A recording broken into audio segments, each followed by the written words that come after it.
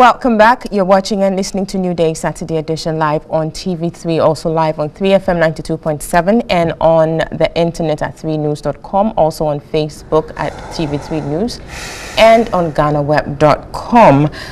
We'll get into the conversations straight away, but before that, let me introduce the panelists for today. From my extreme left is Mr. Abraham Amaliba. He is a lawyer and a member of the legal team of the NDC. Next is Nana Eje Bafwewa. He's also a lawyer. Next, we have Professor Clement Jidonu. He's the president of the Accra Institute of Technology. And last but not least is Mr. Bobby Banton, also a lawyer. Good morning, gentlemen, and welcome to the show. Good morning. Good morning. It's good to have you on here. A number of issues lined up, but we'll start off with the very controversial Gitmo 2 case, which obviously is no longer that controversial because we have the Supreme Court ruling on that. It turns out that we have the lawyer for the plaintiffs with us here in the person of Nana Eje Bafwewa. So perhaps we would start from that angle. Tell us what you sought to achieve with this and your perspectives on the ruling or the judgment of the Supreme Court. I think we wanted, first and foremost, before I go on, let me say good morning to your viewers and listeners. What was of importance to us in this matter was to settle the controversy, because if you recall, there was the divergent view that it didn't require parliamentary approval, and so we wanted to settle that, first and foremost, and then ensure that the due process of law in this country, are complied with. That for us was important to the extent that it's going to advance our democratic cause. I mean, when this matter, the decision was made, I have said that such cases are very important in advancing and entrenching our democracy. And so basically that was our objective. And I think that now it's settled that there's no distinction as to what agreement should go to Parliament and what shouldn't go to Parliament. And that the executive would have to comply with that, failing which, they would have to face the consequence. And so that was basically our objective. But just to interrogate a bit further, I believe the AG raised issues about some national security privileges, for which reason that contract or agreement couldn't be sent to Parliament and all that. What does that make of that issue they raised? No, the AG's argument at the point was that when we applied for the agreement, they said that, look, this agreement cannot be disclosed simply because it had certain national security implications. The argument was that, the opposing argument was that it wasn't founded. It wasn't founded to the extent that they had failed to disclose the basis upon which that national security element existed. And more importantly, under our constitution, when such privileges are raised, it does not mean you are precluded from disclosing the document. What happens is that there is an in-camera hearing by the court where the Supreme Court would examine the document, and that is their exclusive jurisdiction, to examine the document to ascertain whether or not indeed there is a national security element. At that point, the Supreme Court agreed with us and then ordered an in-camera hearing. When they did the in-camera hearing, they found out that there was nothing of that nature existent in the agreement, and therefore they ordered that the agreement should be disclosed. That it was disclosed.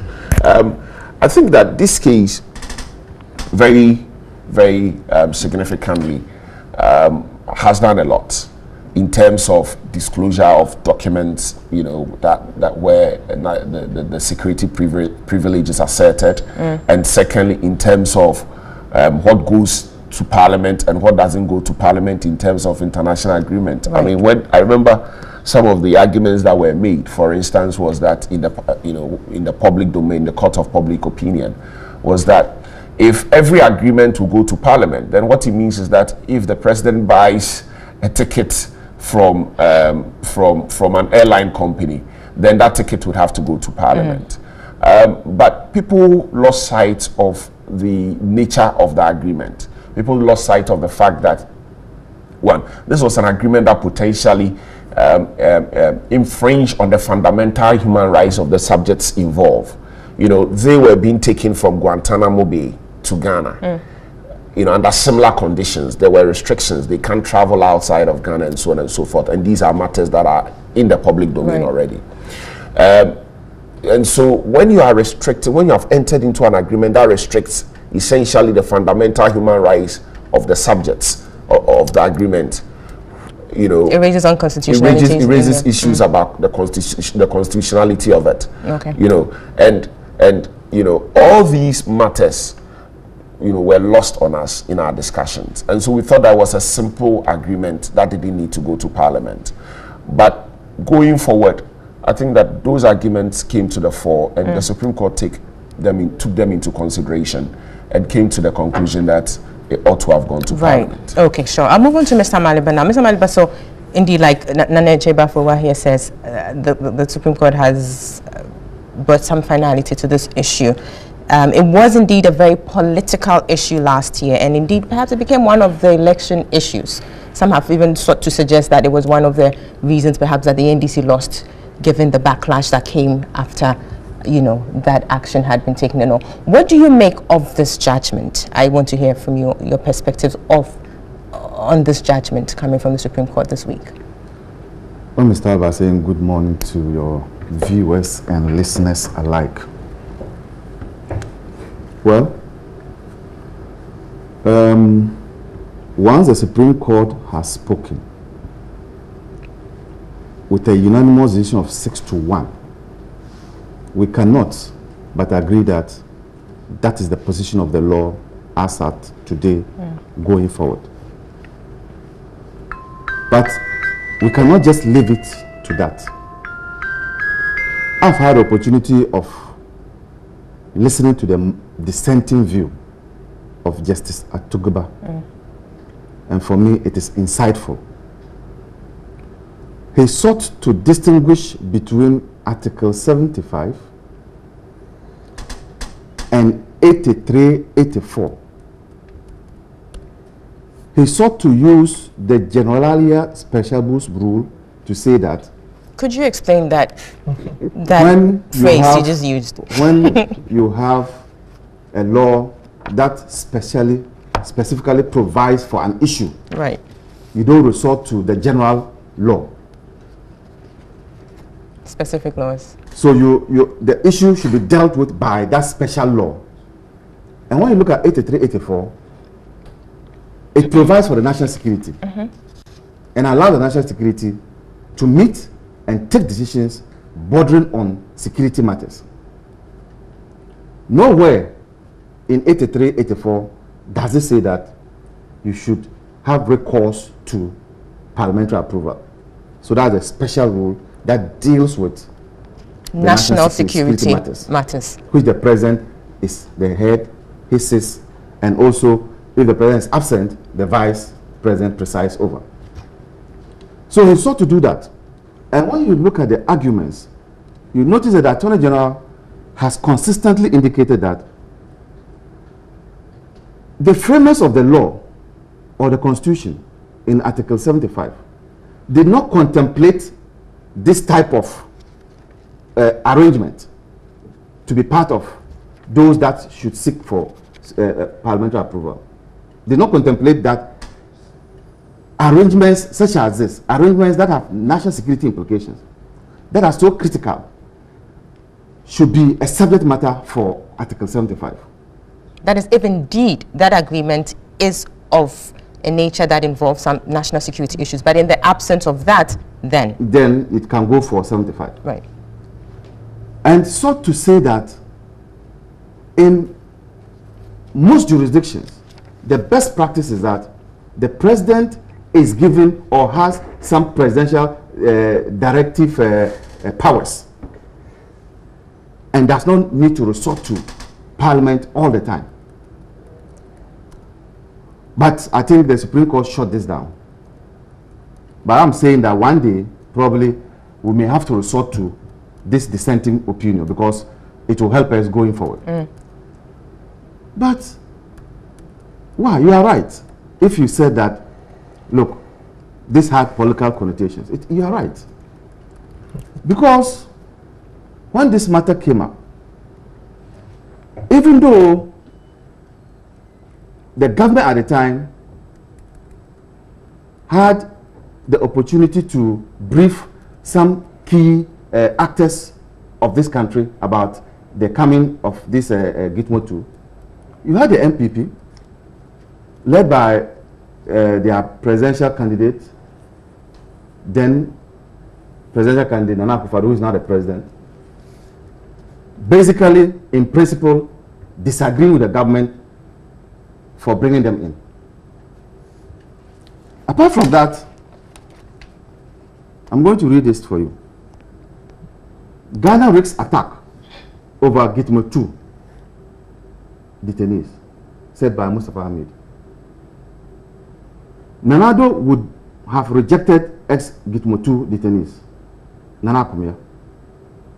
Hanatete, ignorant of radical Islamic ideologies. Again, Mustafa. We said that they were low-risk detainees and did not pose that risk that you would say that would be dangerous to the country. So such a call from Donald Trump from this ruling must go to Parliament. Now, the same MPP in the Ken Bond issue raised confidentiality. The reason for which they will not allow Ken to, disclose names of 5% of people who bought the bond. So for me, it's double standards on the part of the MPP, but this ruling is not going to help us in our diplomatic relations, because now any sovereign country wanting to partner us to fight, crime, matters of national security will now be hesitant, because this is not a country that you can rely on to exchange security information. But isn't there an overgeneralization of this and perhaps an oversimplification of this? But let me move on to Mr. Bobby Banson here. You've heard what Mr. Maliba has said. Is it the case that he's raising issues about the double standards by the NPP where, for instance, in the Mr. Ken Ofori-Atta case, they are raising issues. But this is clearly, for me, I see it clearly distinguishable, because this is something that the Supreme Court has ruled on. And he's referring to a case where the NPP is raising something yet to be determined by any court of law. Isn't there a marked distinction between the two, what he's seeking to put together? Yes, I tend to agree with you when it comes to comparing the Ken Ofori-Atta bond issue and this particular one. Obviously, the Ken Ofori-Atta bond issue has not been tested in a court of law. And so I would not want to make certain pronouncements which may prejudice whatever preparations have been made to test it in court. But back to the present issue, I honestly feel quite surprised when the fact that certain, to borrow Senior Maliba's word, key personalities were informed of the decision to bring in these two people is often thrown up as a defense. If it's an unconstitutionality, it's an unconstitutionality. The Supreme Court has said that no amount of acquiescence would make an unconstitutional thing constitutional. Now, if you read the decision of the Supreme Court carefully, it didn't just shut the door. It says that if you want to legalize the stay of these people here, go through the right processes. The NDC or the government at that time, I will not say NDC because that was the government, an action of the government of Ghana, thought that the decision or the circumstances were so urgent that there was not, it would have delayed if they had decided to go through the parliamentary procedures. Right. And then they decided to host these people. Now, when the matter started coming up at first, there was a decision of an argument of whether or not there was even an agreement that had been signed.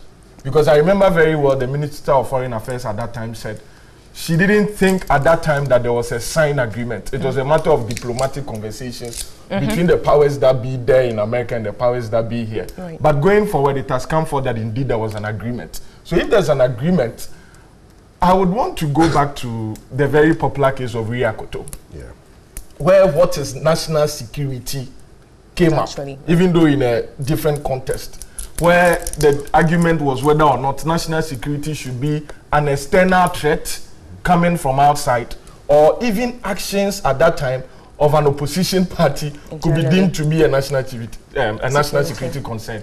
Irrespective of what has come out of the political discourse over the Riakoto decision, that decision still holds. That national security need not necessarily be an external threat. That whatever that goes on within the country can be an issue of national security. So I believe that with reference to the constitutional provisions, the fact that there is a general clause that if there are issues of national security, you need to seek parliamentary approval, then the issue of national security committee or whatever it is sitting up to discuss something, I think that is an issue of the Supreme Court deciding to say, according to these circumstances that we have, this is a national security issue. Now it comes back whether or not the Supreme Court has that jurisdiction even to go beyond the constitutional provision. I don't think that any lawyer would say that the Supreme Court does not have the jurisdiction to add to constitutional matters, because over the years the Supreme Court has over time added to certain constitutional provision, even sought to interpret some in a way that do not meet the natural or the literal interpretation of the provisions in the Constitution. So as far as the Supreme Court, after hearing or looking at the agreement in camera, if that happened, has decided that this is an issue of national security, I think that it falls within the didn't have that. It didn't have. Yes, it wasn't. Sorry, it wasn't an issue of national security. It's something that they had the jurisdiction to so determine. And if they have determined so, then they're ruling that it should go to the parliamentary procedures is something that falls squarely within their jurisdiction. Now, I've heard the Deputy Minister of Information, Kojo Ponkruma, say that the government will take the necessary steps to legitimize the stay of these people. I think that is a welcoming news, that they are not saying that because the Supreme Court has said that their stay now is unconstitutional, the people should pack their bag and baggages and leave. I've heard the Deputy Minister said that the MPP government would take the immediate steps to make sure that whatever ratification is required of Parliament will be made. And so whatever benefits that the country stood to gain at that time in accepting these people will not be lost on us. Definitely, they said they are going to take the necessary steps. They will legitimize the stay of these people, except that... So they have within the next 3 months to do that, failing which, then they have to be sent back to wherever they came from.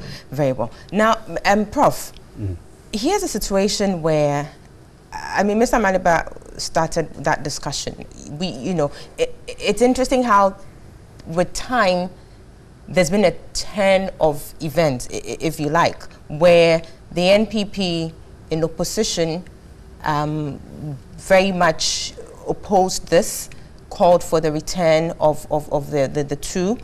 Now, things have changed. The opposition NPP is now in government, in the driving seat. They have the opportunity to do what perhaps they sought to do or they had wanted to be done a long time ago, which is send them packing.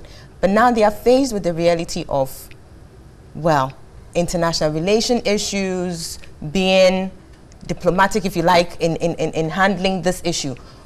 How do you see this going forward? Are they going to, I'm sorry to put you in this position, but it's just, are they likely to see this ratified, or perhaps stick to their principles or stick to the position, which is, we didn't want this in the first place, so let's have them packing? Well, Abenan, good morning, and good morning to your viewers. I listen to the lawyers. Right. Let me talk in plain words. Let's go back to the beginning. Obama and his people approached Mahama and his people. Remember at that time, Obama promised when he first came had a to promise power to keep to his people. He wanted to close down the Guantanamo Bay. During the latter days of his regime, he will have to get his thing carried out as quickly as possible. He asked a number of countries. We are not the only African country who took people. Morocco took, Uganda took, I think Liberia, one of them also took. At that time, the main cry of the public is that it posed a security threat to Ghana. I mean, the Catholic bishop also asked that these people should be packed and let go. At that time, I took the view that that is not possible. You see, when you look at the news at that time, worldwide, it didn't say that there's a guy called President Mahama took 2 Guantanamo Bay detainees. They say Ghana. Ghana as a country, okay, voluntarily agreed to take 2 Guantanamo Bay detainees. So we can just stand around and pack these people to Kotoka and say this, but we don't recall that Obama put a gun on the head of Ghana people to take 2 Guantanamo Bay these days. You need to know what you're doing the first time. So at that time I talked that, well, as much as we don't like these people down here, it will be very difficult to send them back. But then the question was, could the president in that capacity bind the country? Because like you rightly said, it wasn't the president that was being put out there as, he said Ghana. So then the question is, did the president have the capacity to bind Ghana in such circumstances or in such a way? Well, I think the president and his team at that time thought that it's an arrangement. See, these things are all arrangements. It didn't come for free. It didn't come for free. Obama met Mahama. They talk man to man. Ghana said we also take 2. Probably there may be some oversight.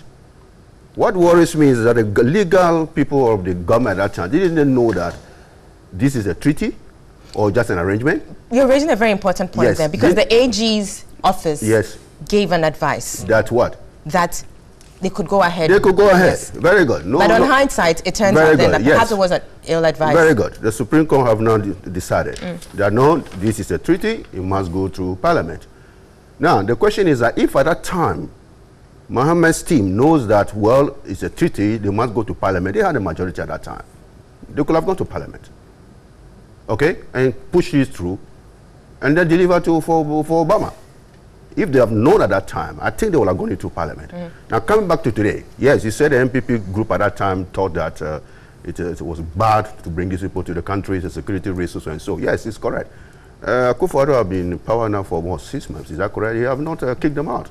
They are still hanging around, which means that it's not possible for him to do it. Well, it's just only recently that the decision came. That what? That, yes, let's have it regularized or ratified. No. What I'm saying before that, okay, what he read shows that the MPP group at that time think that these people should go. Yes. Now that they're in power, they have the power.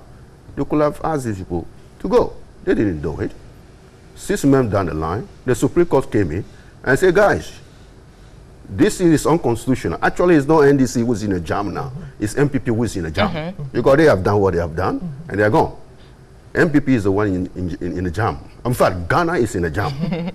Okay? We took these people in. Now we don't know what to do with them. And Americans, it's very interesting American reaction. Is the purview of Ghana to decide what they want to do. We are waiting for them to see what they want to do. Because we are done. So I think that the government now have no choice. If the government really want to deport the Guantanamo Bay detainees, they should have done it by now. They should have done it by now. Sorry. No. Well, let me finish. Okay. Yes. Yes, they should have done it by now. But now the Supreme Court have given a leeway. You can either kick them out or you go and regularize. And it's good that the government already come in. In fact, I don't think the government actually have a choice. To really pack these Guantanamo Bay people out now will be a little bit of embarrassment for Ghana. Is that correct? You took these people in, and then suddenly now you change your mind. Now you have a change of government and you're sending them back. It will not look nice. Sometimes you can't get your way every time. There's something you don't like, you have to swallow it. But I think it's good that the Supreme Court gave us an option. For me, it's not more about NDC and MPP. Gave we, Ghana people, an option. That, well, regularize it, and we'll be done. And they have a majority in Parliament, see? So I think that is the only way. I think that's the only way open to them. I can see the government now packing the Guantanamo guys out. On the lighter side, one of them got married. He said he wanted to stay in Ghana as a free man. He loved this place. So I think that's the only way out. I think sooner or later, within the next 3 months, we are going to get over this. Right. We are going to go to Parliament and get it done. Sure. Okay, yes. Few points. First and foremost, Barack Obama couldn't send them to America because he wouldn't have gotten the necessary approval from their legislature, which was very necessary. Don't forget, these people were being held, in a manner that impugned their fundamental human rights. And therefore, to take them to American soil under similar conditions, you needed approval of Congress, or the Senate. Indeed, when you look at what has evolved in America over the years, there is what they call the executive agreement, right? Which gives the President of America to enter into international agreements with other countries without recourse to their constitutional provisions. So they have that within their framework. But we don't have that. We don't have that. Right. So because the government of America could not do that, he then decided to bring them to us. Spread them across the whole... Yes. But you see, our provisions on international arrangements under Article 75, 73, 75 are similar to that of America. In America, the only difference is that the Senate is involved right from the beginning.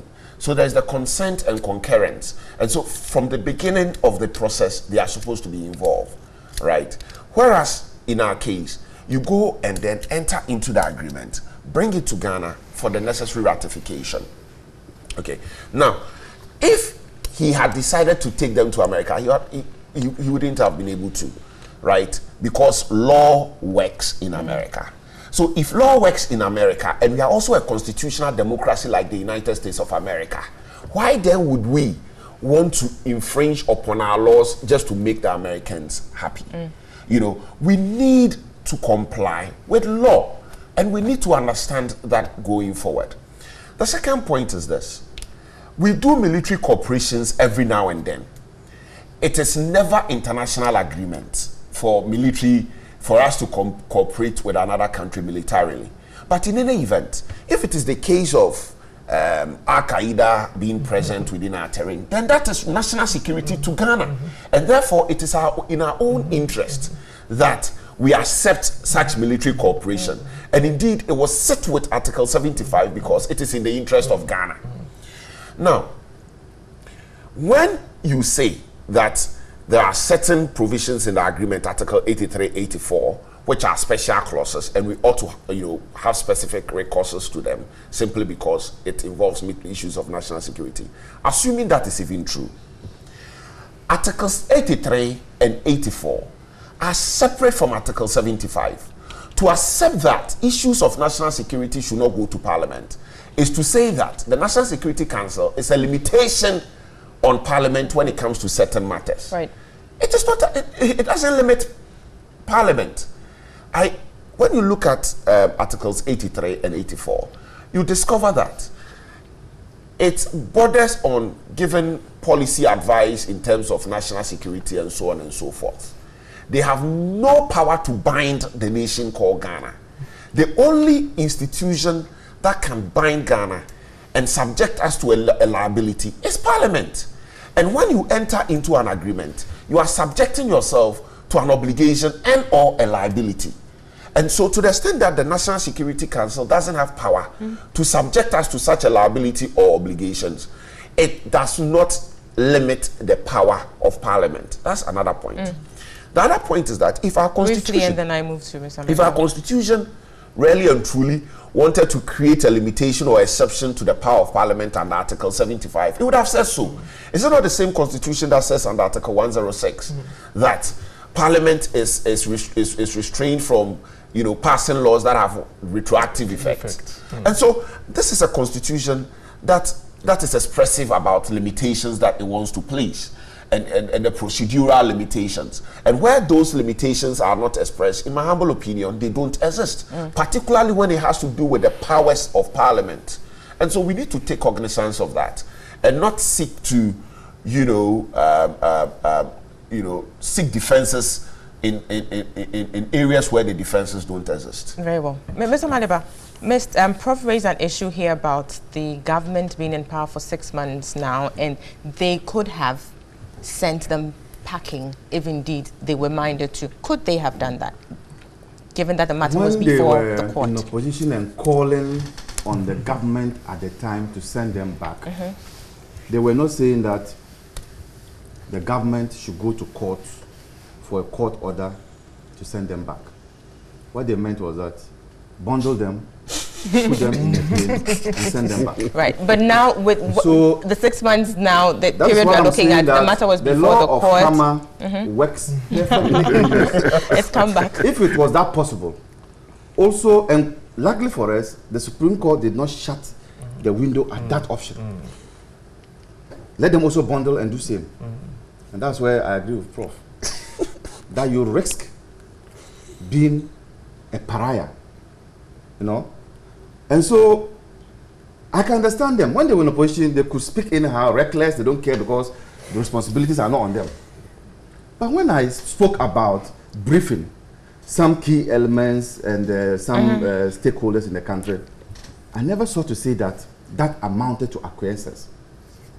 We are here talking about the politics and the legality of these matters. Actions, right. The politics of it is that, why didn't they say so? That after, even though we are against, but we were briefed. But they created the impression as if, oh, they have never heard it. Look, civil society organizations, Imani, IDEC and Co. were all briefed. The only people who were not briefed were the religious organizations, and you saw how they came out.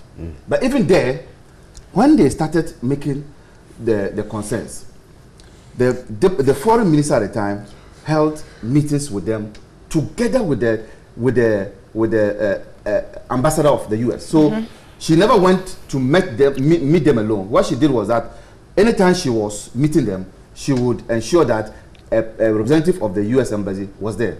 So she would say, put your concerns before the US embassy. And so she sought to be open and plain with the discussions. And that's how come some of the religious organizations then backed down, because they were also put in the known. And so I have always indicated that much as the MPP in opposition were against the admission of the 2 Gitmo detainees, the NDC, because I've heard from their statement that they will take steps to ensure that they get parliamentary approval to that effect. But I'm worried even parts of the statement. My good brother, Mustafa Hamid, indicated we should be calm. I want to ask him. No, seriously, I found that part also intriguing. After the ruling, was he's there a lawyer any, there. Yeah. Was he threatened? Yeah. You set your own questions and you answer them. We should be calm for what? Yeah. Who went onto the street? True.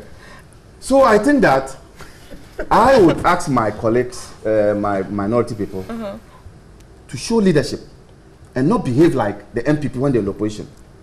After all, if they support the approval, what it will mean is that the NDC has been consistent, that bringing them into this country is not wrong, just that not seeking parliamentary approval. Exactly, and I believe wasn't that the whole issue? That's what the Supreme Court said. I'm sure yes. It was not as if they said it was wrong admitting them, but not going for.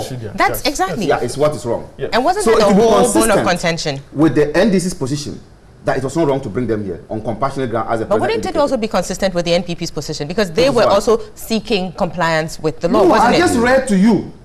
You are not listening to what I read. Bundle them and go. Bundle them and go. Send them. It is not consistent with their principle.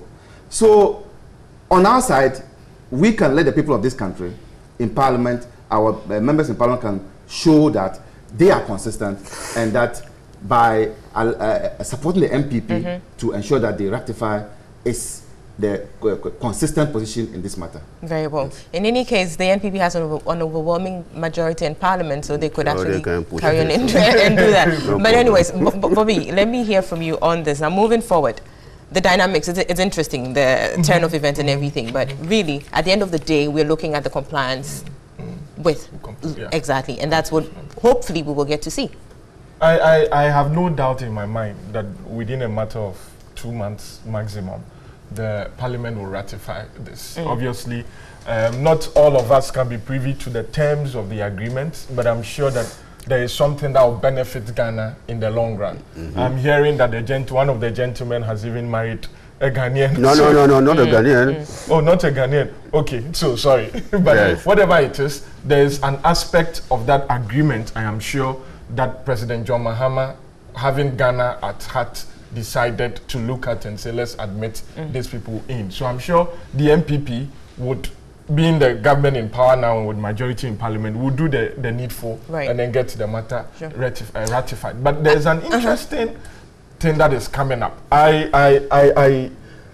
But before you bring that in, let me bring this in. I mean, I wouldn't want to be speculating, but this is just, let's look at this. So within 3 months, they have to do this. Assuming they started and the process dragged on, 3 months come, but we haven't come to that point where, yes, there's a definite decision. What happens? I'm sure there's a way, an extension of time, for lack of a better word, will be sought from The standing orders of parliament. Yes, and then maybe the Supreme Court too.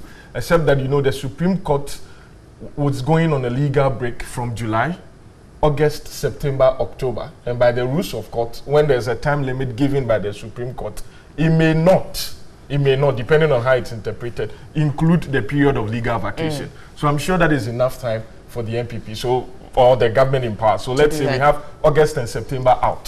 That is 2 extra months. Right. Now going forward, I don't know if it's a mere coincidence or it's a reaction to what has happened. A response. You've seen that over the last period, when I think after the date was set for the judgment, then all of a sudden an issue came up that Ghanaians will be deported. Oh, no. And then we saw the manner in which they were deported. 2 days ago, I heard that they have withdrawn certain privileges. I just hope that is a mere coincidence and not a reaction to what has happened. Yes, and even for the former presidents, I mean, they've lost they've all those withdrawn, privileges. It'll be too much of a coincidence, wouldn't it?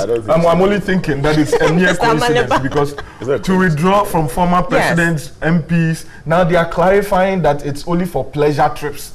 But I think when the statement came out, it sought to suggest that every other thing has been withdrawn. I think there was an issue then when I think it was during the previous government, there was a decision taken by the Ghana government which was against the interest of the United States. The sale of... yes, they withdrew... The refusal to sell, I think, to approve the sale of the oil fields to Exxon. Yeah. It resulted in certain reactions ministers being refused visas. Senior members of the senior government members of the government. Mr. Maliba is nodding his, and let me just go to him quickly and then I'll take some messages. Do you see this as a coincidence or perhaps as a reaction? You see, when we joke with the Americans, we think that they are not people who do not think ahead before time. You see, I'll tell you that even in this our Supreme Court ruling, they had an interest in it. And they had a way of knowing what the outcome would be. In Gambia, Yahya Jammeh, when he was refusing to leave, the US had a video of him in his palace, moving around, trying to put together bunkers so that to fortify the place. They had him in video. What is happening where they have withdrawn what privileges, protocol visas from our former president should not be taken lightly to say that it's coincidence. They are reacting to some of the issues that concerns them in this country. Particularly, the Supreme Court ruling cannot be taken out of place and say that their reaction to it cannot be connected to the Supreme Court ruling. So our Minister of Foreign Affairs and probably the President should not just allow this to happen without necessarily trying to find ways and means of addressing what the situation is between the US and Ghana. If you want to ask the question, what did the 3 former presidents do to warrant such a withdrawal? Simple question. Because you must have abused a privilege for that to happen. And let's even assume that there are some wrongdoings along the line. How can you punish somebody for the wrongs of another person? But so actively, what did the former presidents do to warrant the withdrawal of this? And so I have stated clearly that this is connected to the decision of the Supreme Court. And we don't need to just sit down. It couldn't have been a mere coincidence. It's not. It can't be. Look at the date of release of the information. Right. The following morning, early morning, after Thursday, Friday morning, this issue came up. Right. They had to release it. But I find it interesting because here's a case where we seek to comply with our Constitution. And should that be an issue that warrants something that is considered perhaps punishment or... No, Abena, we must be very careful. No, yes, but... we are assuming that there is a connection. We are assuming. So my question is based on that assumption. Yes, you see, and it's a very serious assumption. You see, if you say that, look, take for example the withdrawal of these privileges to our ex-presidents and parliament and the parliamentarians, okay? They say for pressure trips, okay? But if it is connected to business, official business, they will grant it, okay? Now, Americans, it's their right to decide who to give their visas to, and they use that a lot. Same as we also have a right to comply with our yes, no Constitution. problem, yes. But they didn't stop you from complying with your Constitution. Remember, you said, don't play around with these guys.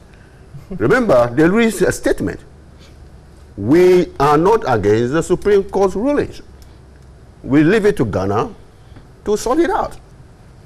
So they never said that don't listen to your Supreme Court, don't do anything. Listen to the statement of American Embassy. We are in agreement with the Supreme Court ruling. We leave it to Ghana to sort it out. We are waiting to see. So they never stopped you. Now, for me, this withdrawal of visa... But could they have come out to say something contrary that... To what? They could have not said anything. Yes, they could have shut up. The fact that they came to say something is positive. Nobody expects them. They say something. For me, saying something for me is quite important. Americans may say, so forget about these guys. They can do what they want to do. We are in charge of the world. Okay? They don't have to make any statement. Now, coming back to the withdrawal of visas and the protocol arrangement for MPs, and do you really think that the Americans know very well that I'm feeling that Americans, well, they know that we are going to pack the Guantanamo Bay people to America. Certainly, we are going to go to the parliamentary route. Do you think they would like to upset the parliamentarians who are going to make the vote? And do you think they really want to upset them? Okay? Now, I think this withdrawal of privileges is linked to the earlier case of the British Embassy. The UK one, right. Because, as I said at that time, these countries compare notes. The release of the British Embassy at that time said that we know these people who go to other embassies and then they... But that's what Mr. Maliba raised. Yes. What did the former president, for instance, do to warrant Oh, no. I'll come to that. Because the UK, for instance, gave specific incidents and said, in respect of these 3 former MPs and the current MP, this is what they did. Of course, those people have raised issues about those allegations made against them. But at least for the UK, there were specific issues raised in respect of identifiable persons. Yes. No. You see, even the UK said, we would ask Parliament, when the letter they wrote to the Speaker, do something about it. Okay, remember the letter was leaked. The letter was not meant for us. Do something about it. Put your people in order. So we're only targeting those people who they said have committed or whatever. So I think this arrangement, of course, is unfortunate for the American ambassador to actually mention that our former president are supposed to create. Look, between you and I think if President Kufuor want to go to America tomorrow, whether for pleasure, for official, he won't queue. He's not going to queue at the American embassy. Let's hope so. Oh, no, it's not going to happen. This is only a misleading No. This is not going to happen. Why then would they announce it? Well, yes, you see, sometimes you got to understand Americans. But look, you see, you got to understand them. Well, we are not going to give your former president visa, but we leave it to you to make the arrangements. So do you think when President Kufuor is going to America for a private trip, you will not talk to President Kufuor, hey, look, I'm going to America. Can you get your boys to get it? They can always make everything look official. It's very easy. Let's hope so. Oh, no, it's very, so I'm not very much worried about that. But for me, what I'm worried about is not the kind of tension between America and Ghana these days. The deporting of those people. And all that one too, it's not only Ghanaians who are being deported. Okay? Donald Trump says he want to kick everybody out, which is illegal. It just happened that some of them are Ghanaians. They are deported a lot of people. So it happened at this time. And at this same American embassy, ambassador told us before that I'm going to deport and there's nothing you can do about it. But I would think that we try and cool down things And then we should be very careful thinking that because the Supreme Court ruling, then Americans are jumping up and down. Remember, they are a big nation. In fact, your rulings can happen, they may not do anything. They may do something without even telling you. So I think we need to be careful to linking these things up. Sure.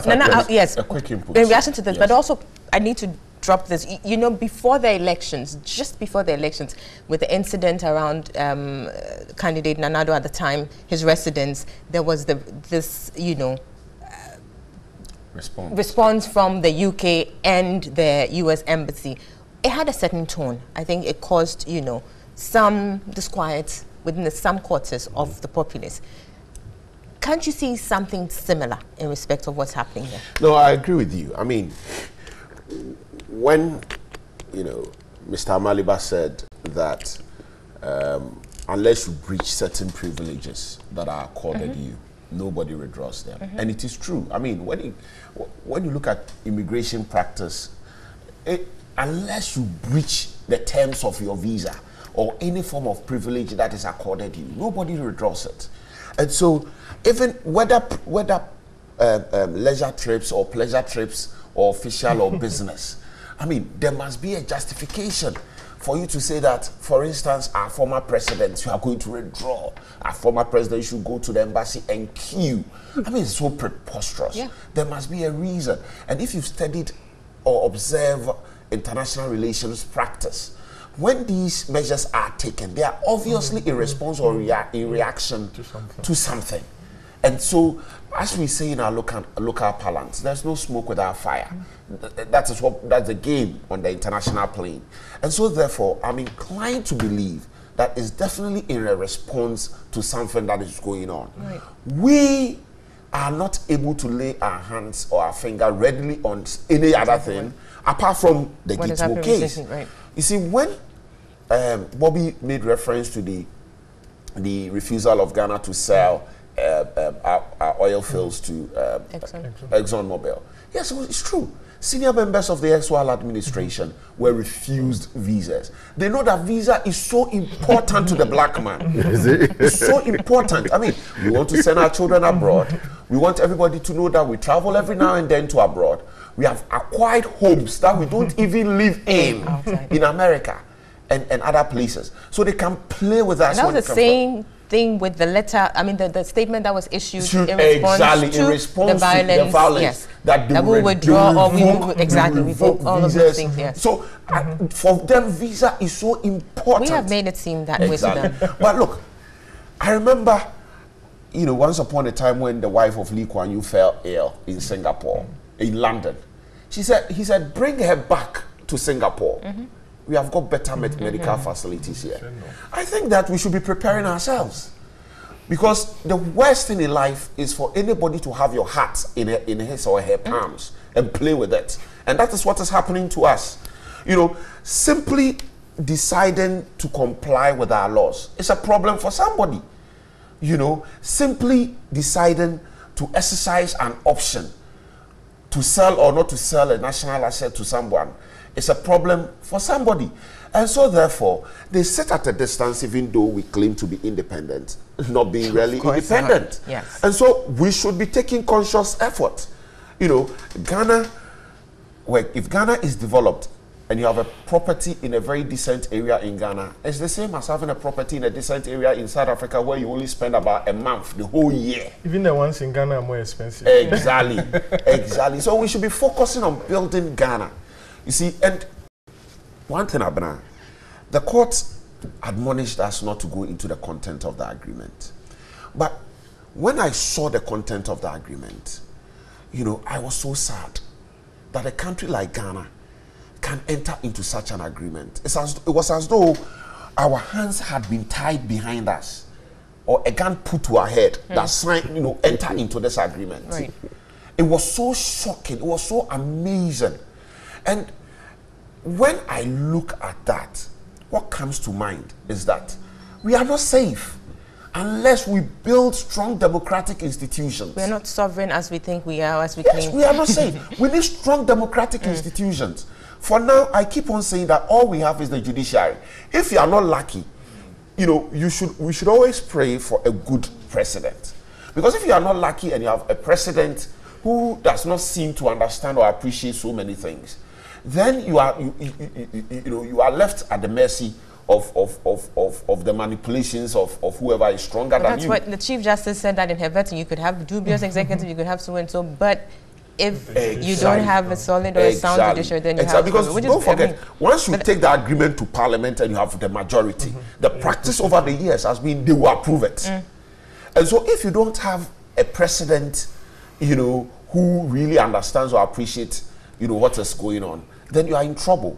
Let me take some messages at this point. Sorry, Nana, to catch you, but I have some messages here. I need to read this. This says, good morning, Abna. NPP has been vindicated by the Supreme Court's ruling about the Gitmo 2 because we said it was not sent to Parliament for approval and we cannot continue doing things like we're in a banana republic. We're going to take decisions that will serve the best interests of the whole country and not only NPP. This is Abujira Maxwell in Bolgatanga.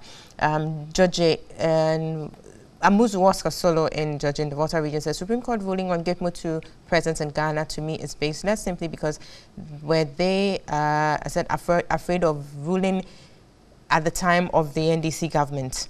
Okay, so raising issues about the timing. Well, I don't think it has to, it's just how the processes work, and the judicial process took us to this point. So, good morning, Abna. Where was the Supreme Court when these Gitmo 2 were brought to Ghana? Do you know that the national security was aware?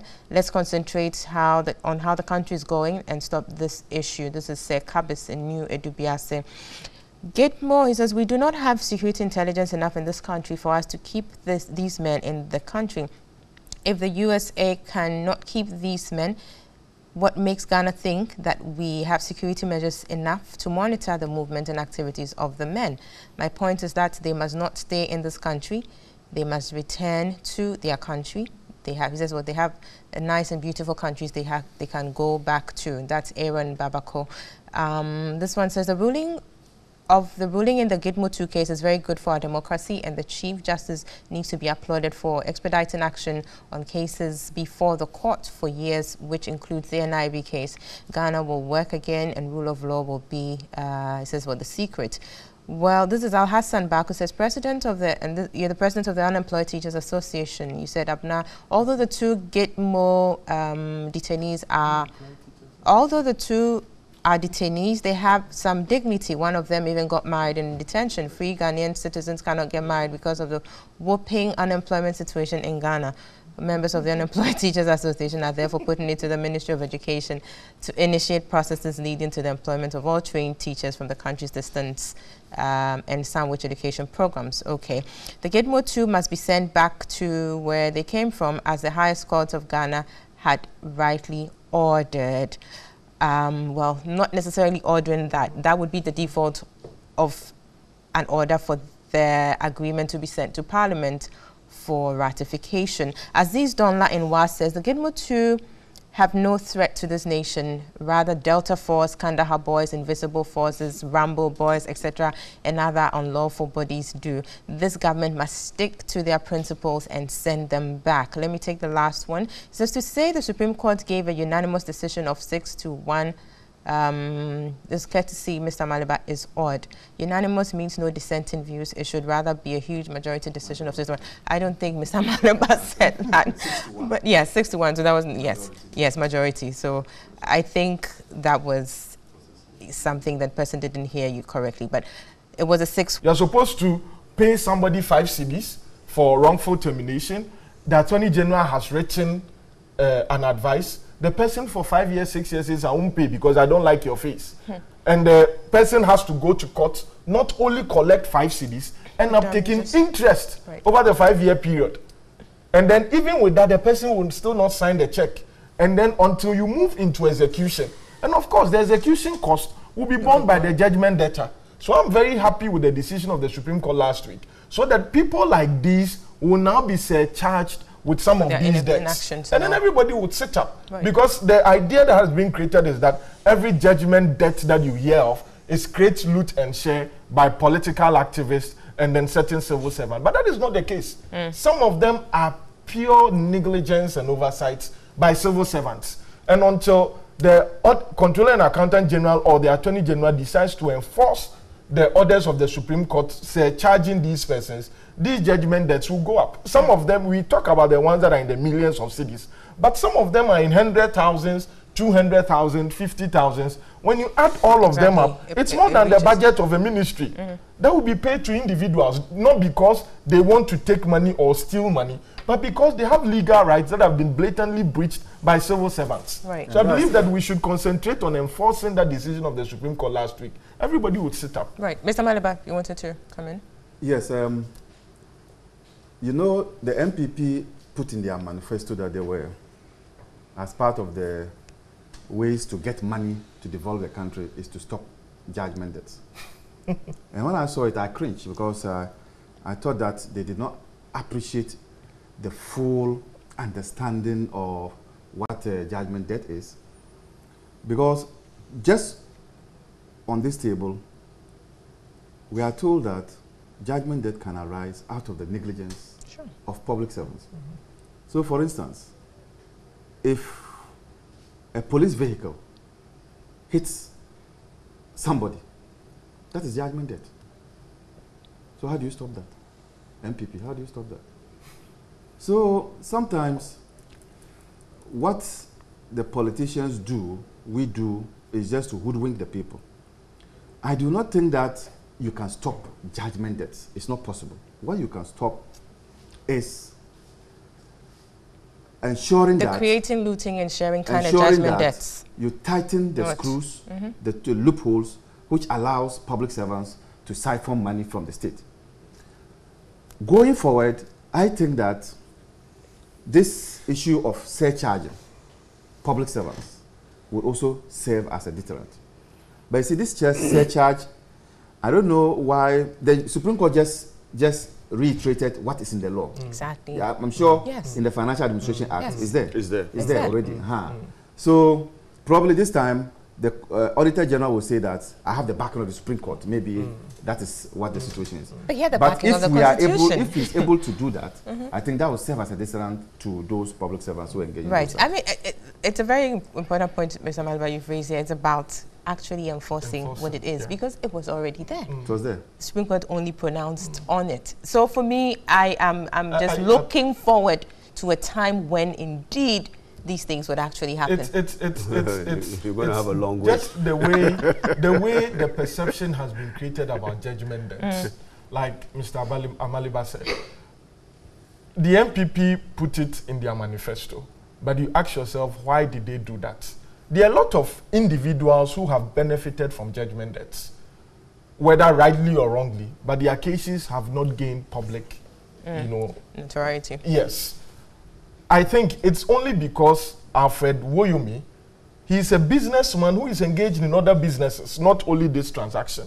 But he had all the time been presented as a financier of the government. Now, the late Professor Mills said he was not aware of the payments that had been made to him.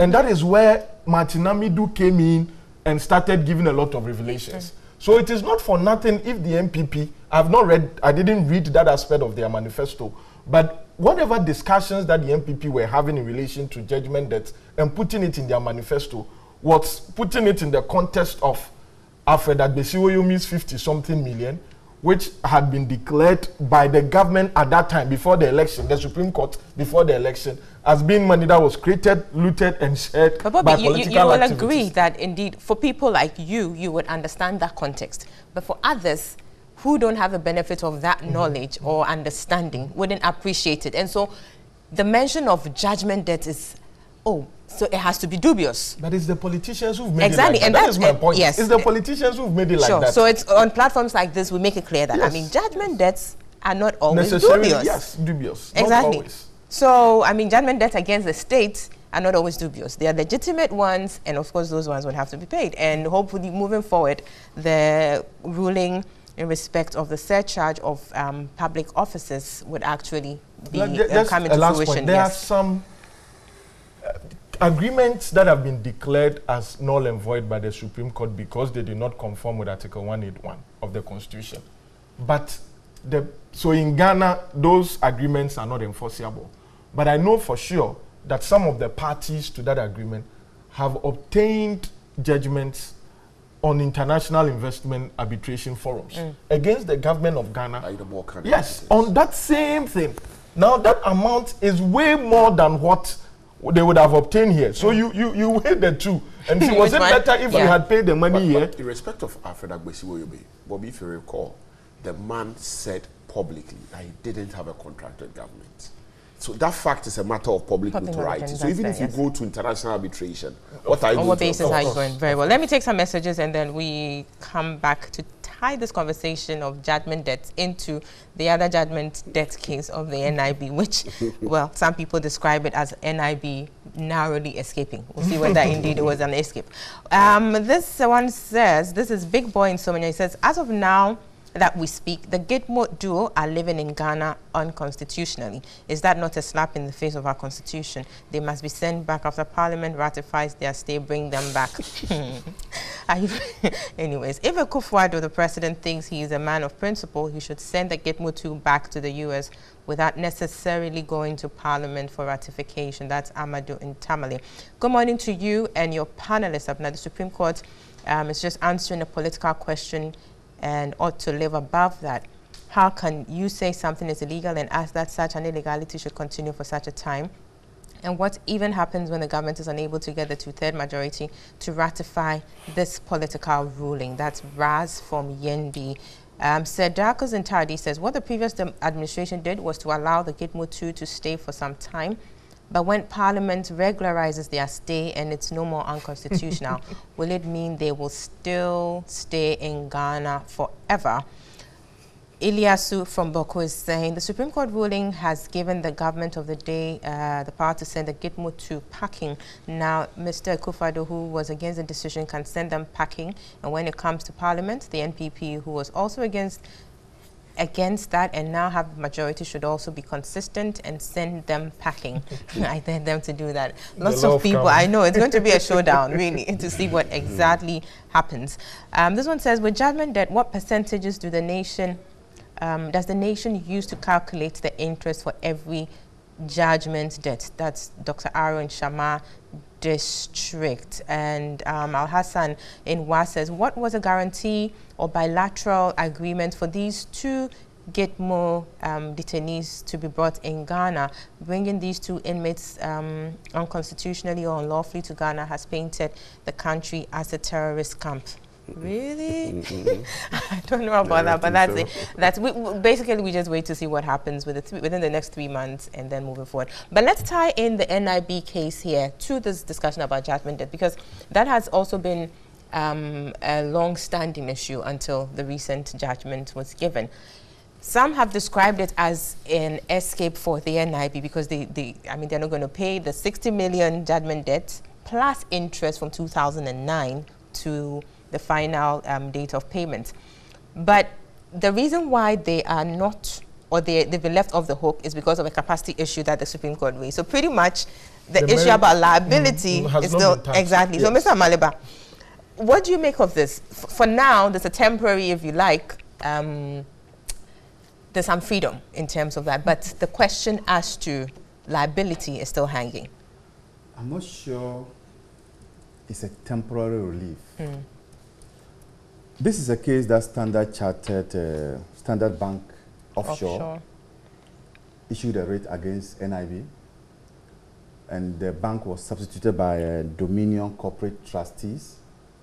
It was in respect of some investors who had purchased promissory notes. Now, and then NIB guaranteed. So that's where their liability started from. But now, it turns out that it wasn't NIB that necessarily guaranteed, but the MD without the approval. Okay, so so you will now be questioning even the capacity of the MD not to have sought for board approval before doing that. But that was how it happened. So that's how come they sued NIB. Now, as the matter went to the court, the High Court, I think it was ruled in favor of Dominion Trust. They went for appeal. The 3 wise men gave it to Dominion Trust still. But at the Supreme Court and at the 2 lower courts, the issue of capacity was not raised. So at the Supreme Court, the issue of capacity was then raised, and I think the Supreme Court then decided that no, because Dominion Trust itself could not show that they were investors or they had invested in this promissory note. So under what capacity are you coming? Local standard. And so they were knocked off on technical grounds.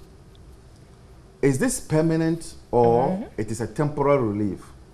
And I say that this case started somewhere in 2010? No. 2001? 2009. 2009, yeah. 2009. So we need to look at the statute of limitation and all. Statute of limitation, which is, and this is a contract. Yep, 6 years. So we need to look at statute of limitation. And so if there are those who think that it's a temporary relief, I'm averting their mind to that. They should start doing the calculation and see whether they can come back to court. If not, they will be hit by technicalities as well. Wow. Nana. Okay, sorry, yes. I think that, yes, might be the limitations of the, as he said, statute of the constraints of it. But there are exceptions to it. And I don't know the full facts, so I'm unable to advert my mind and speak to that. But what for me is important is the lesson that, you can lose at the High Court, lose at the Court of Appeal, and then win at the Supreme Court. And that is why, for us as lawyers, grit and tenacity are very important. But, you see, aside the capacity issue, there are lessons for us as Ghanaians to learn. When you look at the way and manner the MD at the time is said to have conducted this whole affair, clearly he breached the internal regulations of the company. The outsider does not care about it because he operates on the presumption of regularity, and therefore doesn't care whether or not you've complied with your own internal procedures. For him, he's presumed everything is regular. And so he has to enforce whatever he has obtained. And so in this particular case, but for the lack of capacity, which, Mr. Maliba rightly said, can be challenged at any point, Ghana would have had a judgment debt of $60 million plus hanging around our neck. And the most... Interest of how much? $20,000 daily. Wow. The most interesting aspect of this is that the bank, its capital, as Bank of Ghana has regulated, is far less than that judgment debt. So they would have collapsed the whole bank. As we speak, SIC is in a similar situation where they gave a guarantee which is likely to collapse the bank, the insurance company. Look, we sit down for all these things to happen. And when it becomes necessary to rescue these institutions, you see the state levying the citizens, the poor Ghanaian, who does not enjoy much from these institutions. For instance, in 2001, when TOR was at the brink of collapse, then we saw the introduction of TOR levy, and it has forever remained, as if TOR's debt has never been paid. Okay? We don't know how much of accrued yet. We need to take an active interest in the affairs of some of these parastatals to ensure that they are not being run down. Mr. Jime's case, there was a criminal aspect of it. And at the criminal trial, evidence were led to the effect that, there were some dubious disbursement of the funds, to the extent that some, relatives of his even benefited. And so it is always the abuse of state funds at the expense of the state. But there is some hope. There's hope from the decision of the Supreme Court, which declared the law as it is in terms of the Financial Management Act, Administration Act.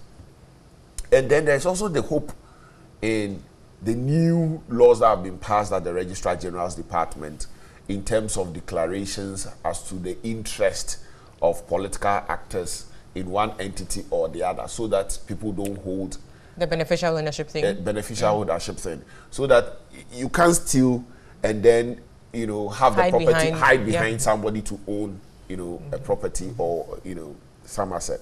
So there's hope. Gradually we are building on it. And increasingly you see some activism where Ghanaians are demanding accountability now as of right. I think we should increase it. Because look, the only benefit of good governance, right? The only benefit of government are the dividends of good governance, which are the good roads, good education, good health system, and so on and so forth. The patronage system has not helped us. It only serves the actors and their immediate family. The greater society, we don't benefit. And so why must we continue to protect people at the expense of the greater interest of the state? And so we should continue with such activism. We should continue to demand, what do you call it? Accountability as of right. Right. And we are going to see the greater good of this country. Look, this Dominion thing, assuming... Quickly, 30 seconds to wrap up for me. Assuming the liability is established, let's say everything is intact, proper capacity, statute, there's no statute bar, and they obtain judgment against the NIB. The effect, collapse of jobs and everything.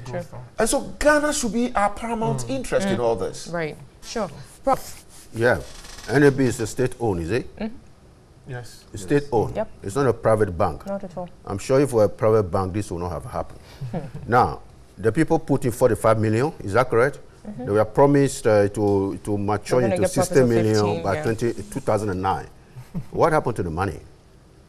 They put 45 million, raw cash, it's not paper, into the bank. They say by 2009, it will mature into what? 60 million, they will make a cool profit of 15 million. What happened to the money? Where's the money? And then we are told that at the time that the bank manager signed the agreement, he didn't get what? The requisite approval from what? From the board. And we want to know, do we need to get permission from the board? Sure. Sure, good. I'm sure if I go to the board, I don't think the board will have said no. They will have granted it. Now, at the end of the day, what we is tied to what we said earlier on. We pay. We. NAB, NIB, we said NIB is got off the hook. No, it's we got off the hook. And it's not finished yet. Because I asked the question, where is the money? 45 million just don't vanish. Never mind whether you probably didn't move it into what? A mature 60 million. But where is the original money that the people invested? It's their money. You see? So for me, and then we also know that earlier on we said that some of these civil servants, public servants, so and so, and because of action on omissions, they cause all this kind of wahala. And it's continually happening. As we talk now, it is happening. It's we, the ordinary people, who pay. The lawyers can say all the things they want to say. But at the end of the day, somebody mess up, and if this case were gone against NIB, that is Ghana, 60 million in 2009, 20,000 interest every day. Is that what they said? Including Sunday and Saturday? Well, I don't know where we would be by now. That bank would have gone under. That guy would have gone. Nobody will be punished. And then we're gonna start to pay. Yep. And this is happening every day. You see, every day. Now we sit down and say that, well, governance is all about the politicians, the ministers, and the MPs doing the right thing. Okay, there's also financial governance. It's our money. We're not rich, you know. We are damn poor people. We cannot do, a lot of basic things. The schools, educations, health, we cannot do them. The roads, we cannot build them. But meanwhile, some people, because they are incompetent, they are costing us a lot of money and they go scot-free. So I think this is very fundamental. It's not done yet. It's not. Okay, it's just left off the hook. But the 45 million guys are not going to just go away. They're going to find a way to chase this money. Right. And that is my worry. And when they finally get it, you and I are going to pay for it. Interesting. Bobby, let me... you definitely respond to what the previous speakers have said. But quickly, I know issue of capacity can be raised at any time. But isn't it interesting that all this while, that didn't come up until the Supreme Court? Yes, it's interesting, but because it's a legal issue, it can be raised at any time. Yes. And so we cannot take that away from. I understand it's Mr. Chikata who prosecuted the appeal. So we cannot take that away from him, that he was able to identify that legal issue that comes up. It's interesting, there are some decisions in the past that have sought to suggest that if you had the opportunity to raise those legal issues and you fully participated, in some circumstances you may not be allowed to raise it. And there are some like Supreme Court of jurisdiction. Yes, there are some Supreme Court decisions because sometimes they see it as an abuse of the process of court. You have the opportunity to raise it, you did not, and then you go up there. So it's back and forth. I'm sure the Supreme Court looked at the whole circumstances public of interest the case nature of it and all then of that, decided that for want of capacity they are going to, strike out the matter. But I am looking at an aspect where the fact is that some people have bought promissory notes worth $45 million. There was an agreement. I've seen about 3 or 4 companies. This one, there was a first purchaser, transferred it to another purchaser, and then somebody comes to say that I'm the trustee of. That money has turned around. The basic fact is that 45 million has been invested in the bank. Well, it was collected to be invested in the bank. Whether all that went into the bank or not is another matter. Looking at the message it sends to international investors, that is my worry. That is my worry. Because when you participate in international forums outside Ghana, these are things that come up. They may not get their 60 million locally, but if they decide to sue Ghana, as it were, being the majority shareholder of the company in any international forum, it is very likely that at least the principal amount, because you've taken the money, there's no way you will be asked to walk away. Like I made reference to the Balkan case. We said locally in Ghana, per the Supreme Court decision, that the agreement was unconstitutional and it was a nullity. And so the people are not entitled to even a dime.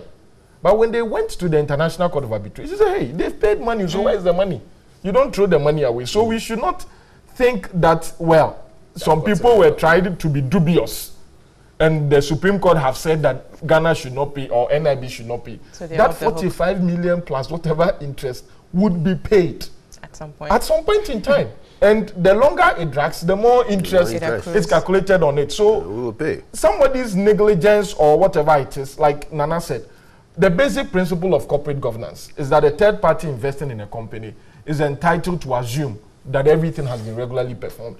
And the managing director is the face of the company under our company's code. So anything he signs, except you'll be able to prove that this guarantee takes over, or it's up to about, I think it's the company's code talks about 2/3 of the assets of the company, then the managing director cannot. But these are details that are not available to us yet. Exactly. But at whatever point in time, that money would be paid by NIB. No, you wanted to I'm saying that even that, the outsider, he doesn't care. He doesn't care. Yes. He doesn't care. So that money definitely will be paid. Right. At some point, we'll see whether the statutory limitation, but not definitely within the space. We should start engaging them.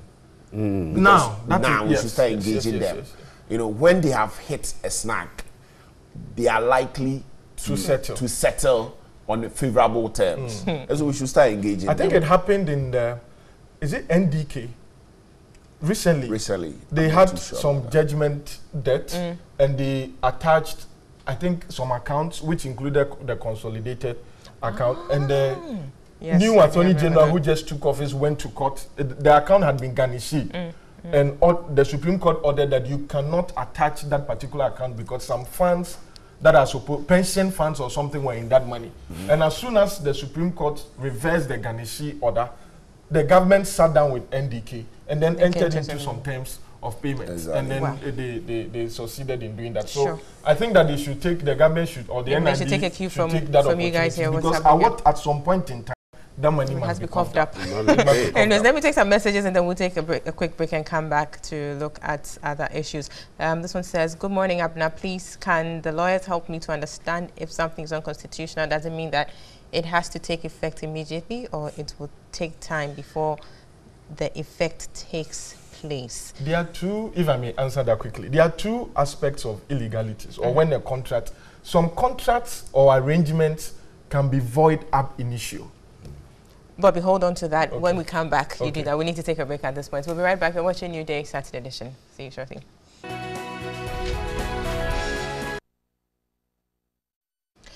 Welcome back. You're watching and listening to New Day Saturday edition live on TV3 here in Accra. We're also live on 3FM 92.7 and we're streaming live on the internet at 3news.com, also on our Facebook page TV3 News and on GhanaWeb.com. I'll take some messages and then we'll wrap up on the NIB issue and move on to look at the Supreme Court's judgment in respect of admission procedures or requirements into the Ghana School of Law. This message is coming from Wahabu in, he said, Binde. He says, good morning. The Supreme Court ruling on the NIB $60 million case and the case of, it's not too clear, but you're saying in this particular ruling is really important. I'm sorry, I can't. It's not clear. I'm not able to make head or tail of it, so I'll skip.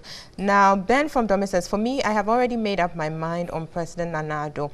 I see him deceiving and I don't want, you don't want to see his face on the ballot paper in 2020. Well, we'll see about that. Fuseni Safianu in Atsabeligu says, the previous Mahama government made judgment that a conduit for siphoning monies that even Supreme Court judge had cause to describe them, as in the NDC government operatives, as create, loot and share.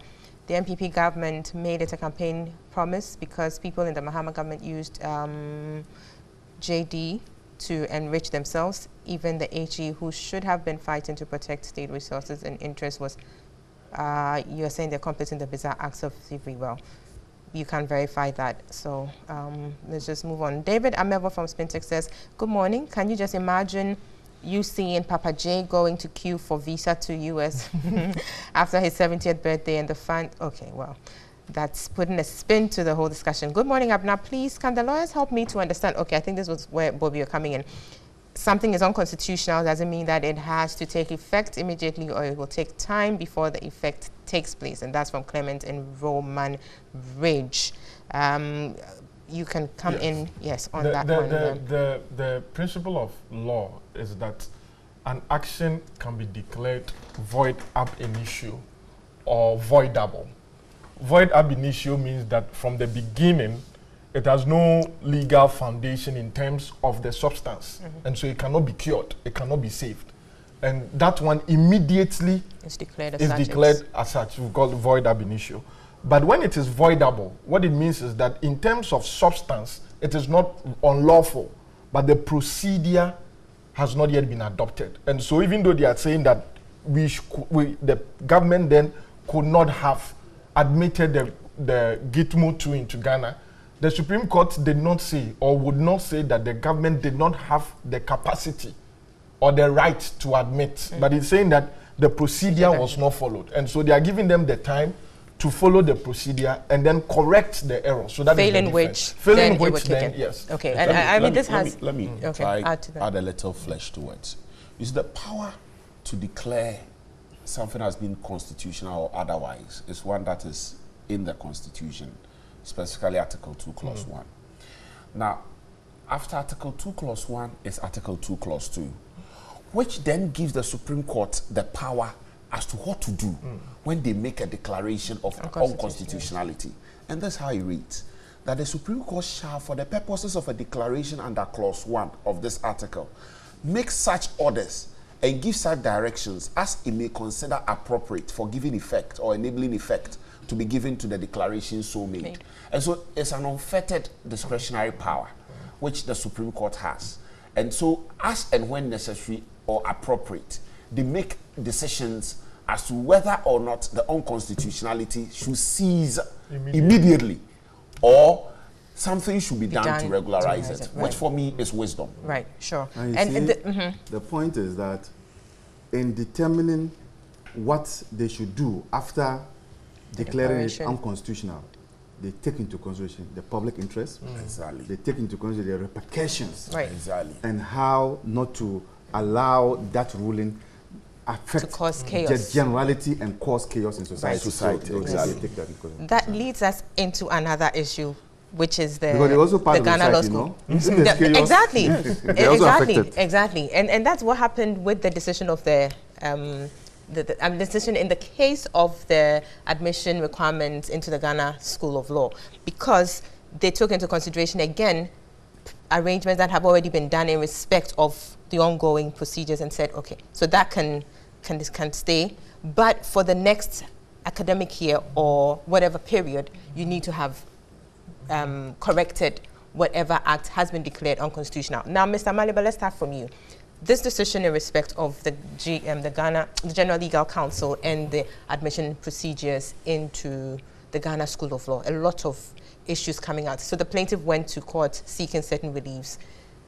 The Supreme Court granted in parts some of the reliefs, certain reliefs were dismissed. But essentially, the question or the issue as to the imposition of examinations and interviews as part of the requirements for admission into the Ghana School of Law has been declared unconstitutional. And the Ghana General Legal Council has been given some time to do certain things. Let's hear from you on the situation and the way forward. I think the Legal Professional Act clearly stipulates how students who pass their LLB should transition to the Ghana School of Law. In the past, once you passed your LLB exams, you transition to the Ghana School of Law. But I think the General Legal Council, which is the regulator of legal education, decided to introduce examination. It is within their right to do that because they regulate legal education. However, how to go about it, the modalities were not sent to Parliament. I mean, they did not incorporate it into the law. And so the plaintiff then decided that, look, this is not lawful, it is illegal. First and foremost, he cited Article 7 of the Constitution, which to him made it unconstitutional. Then he cited the Legal Professional Act, which meant that it was illegal. He even cited the LIs, which also meant that it was irregular.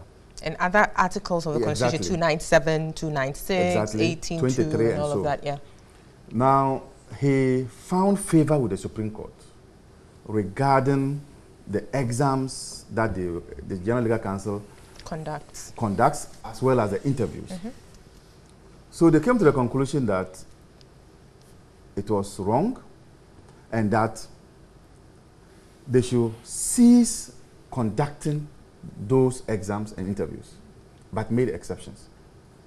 That because already this year they had prepared and some people have already written, that can go on.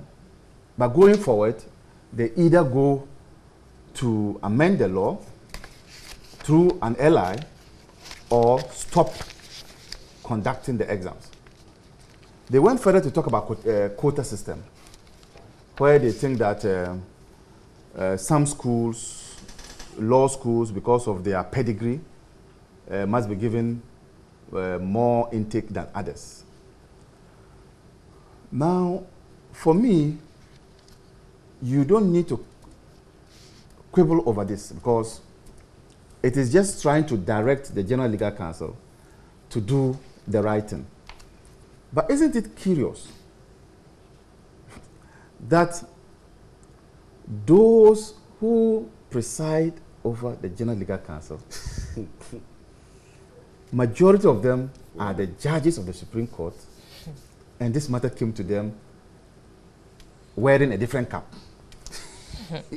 And so didn't they notice that all along what they were doing was unconstitutional? And so that's why some of us have advocated that if need be, judges should not be made to preside over the General Legal Council because their decisions are appealable to the Supreme Court. And if the same person who sat at the General Legal Council, because the Chief Justice is part of them, the senior most judge is also part of them, if they are the same people that you have to appeal to for them to see whether they will find favor with your argument or not, smacks of a number of But wouldn't this case, or the outcome of this case, put your fears to rest? Because clearly they have gone against what they themselves presided over and declared their own actions unconstitutional. you are right, but the perception that it will create in the minds of litigants who, and you know, they preside over conduct of lawyers. How you find favor if you try to appeal against their own decisions. The perception is that, look, these are the same people. How do I get justice from them? It's the perception. And any amount of perception that begins to raise questions, you want to clear it. But clearly, they've also demonstrated, like you indicated, that they are able to take a second look at their own decisions. Right. So for me, there's nothing much to say than to say that it is just trying to revert to the status quo, or if you want a change, then you have to go for the laws to do the change for you. Right. Now, in recent times, there's been a proliferation of, the faculties of laws giving the LLB degrees and all. So I keep on saying that the base is expanding, but the top is as narrow as, it's always been. Like you said, Mr. Maliba, previously, and indeed the Chief Justice in her vetting said it, that the process between the Faculty of Law at the University of Ghana and the Ghana was so seamless that they thought the Ghana School of Law was an extension of the faculty. It was that seamless. But now, that's, exactly, that free flow is no longer the case. How do we deal with that situation where the base is expanding, the top remains narrow? Obviously, there will be a difficulty here. So moving forward, how is this, decision going to change things, given the current situation we have? Let me go to Bobby and then, yes. Well, I'm happy your question is asking us to talk going forward, yes. Because I'm a assistant lecturer in the Ghana Law School, and I wanted to be sure that my comments do not hurt my employers. Anyway, right. I think we would come to a situation where we would have to adopt what is done in the United States, where there's an independent agency that conducts bar exams, which is so that if you graduate from the Faculty of Law in any jurisdiction in Ghana or any of the faculties in Ghana, then instead of coming to a place called the Ghana School of Law, you are allowed to do your own studies on different campuses. At the end of the day, all of you, if you are 1,000, 3,000, you come and write a common bar exams. Because what is happening is that if you look at the Act 32, you will notice that even at that stage, it was only the University of Ghana Law Faculty that was mentioned. It's in the Act 32. And then came KNUST. It means that they had to change the Act 32, but it has not been done. And then from KNUST, you have UCC, you have Wisconsin, you have Zenith. But to be fair, but doesn't it provide and other institutions? Yes. That is what I'm saying. So that's clause to come. Yes, and so what happens is that if you have an average of 200 students from each, graduating from each, and you would have the Ghana School of Law having a capacity to take, at that time, only 200 students. It means that there's a problem where you would have to do with a quota. I think when it started in 2009, they started by saying only LLB students with first class or second class upper. That is how it started. So there was always, there's been that system of cutting or pruning. It started in 2009. Yes. And then it moved from that to say, if you finish your LLB and you have not done your national service, you cannot come in. And so it graduated from having the first class, second class upper, and then the additional requirement of having done the national service. And then when they realized that could not still keep the numbers, then they came to entrance exams. And then it came to entrance exams plus interview. Now the Supreme Court says all these procedures are not proper. Now there is a provision in the Act 32 that gives the General Legal Counsel the right to regulate the legal professions practice as they deem fit. And that was their main defense in this case. But then the Supreme Court said, yes, you can do that, but because you are acting as a statutory body, whatever you are doing must be approved by Parliament. Because then Parliament... There should be guidelines. Exactly, so that everybody will know. Then you don't have the post being shifted, like I have given the narration of the case. I think the solution is that definitely the number of people who would want to study law would increase. The legal market is requiring for more lawyers. of course, lawyers are not and only even if those there who wasn't practice. a demand from people would want to study law for themselves, whatever and reason. I mean, Now it's their people say right, for so they want reasons. to. Yes. I think we should get to the stage where people need not sit in a classroom as going for Ghana School of Law, properly so called. You can finish your faculty, do whatever you would have to do, and then write a bar exam. So you're calling for a scrap of the professional training part of. No, not the scrap. So how of do the how do professional students training get part. the professional training? The professional training part, as it stands now, there are I think 9 courses stated in the Act 32 that a student must qualify. 7 that a student must pass. We can at increase, the LLB level before coming into. We can increase that and then say that to qualify to sit for a bar exams, you must also pass the following courses, which are the courses, because now I know they have shifted some. They've reorganized the syllabus at the law school. It used to be 2 years, and then you do some courses in the first part 1, and then other courses in part 2. Now they have, and part 1 was for 1 whole year. Now they have 2 semesters, and there's only part 1. So they've, you know, and then you'd go and do your 1 year in a chambers. So we can have that rearrangement so that you must qualify or you must pass some courses, including the professional ones, to qualify to sit for a professional bar exams, which will be conducted once a year. So that if you pass it, you can finish your LLB, go and do these professional ones, organized by even the faculties. It can be done. And then you come and sit for the bar exam, because the issue is the infrastructure. That is the issue. And there is no way we can continue to build infrastructure every day to accommodate the number of persons who want to study law. But then if we have one exam that is conducted at different centers at the same time, somebody in Tamale need not come to Accra or Kumasi to study law. You can sit in Tamale like they do for the BEC and then write your professional bar exams. If you pass, you are giving your practice to practice wherever you want to practice in the country. So the point still is there will still be that process of pruning, which is what, for me, I think the plaintiff was looking for a system that cuts out that whole pruning, so automatically you just move through. So you're churning out so many students from the faculty levels, they all go through. No, the pruning will not be from the faculty level. The pruning will be at the professional law level. I am not questioning, or I'm not attempting to discuss the merits of the case. I'm thinking of going forward. You have your LLB from whatever faculty.